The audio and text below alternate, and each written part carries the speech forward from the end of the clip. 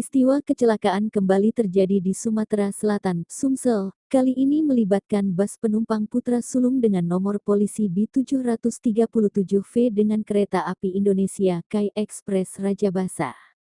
Peristiwa ini terjadi di perlintasan tanpa palang pintu di Jalan Pertanian Desa Kota Baru, Martapura Ogan Komering Ulu, Oku, Timur, Minggu tanggal 21 April tahun 2024 siang.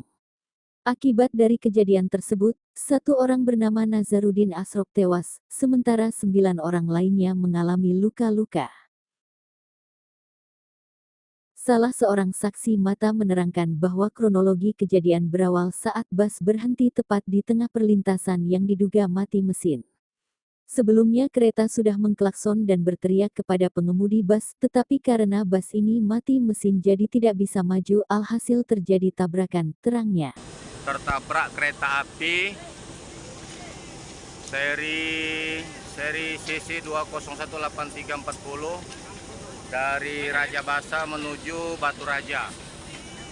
Untuk mobil Putra Sulung dari Belitang menuju Jakarta. Tertabrak di rel kereta api Kota Baru. Ya, bentar Bu ya. Kondisi cukup memprihatinkan.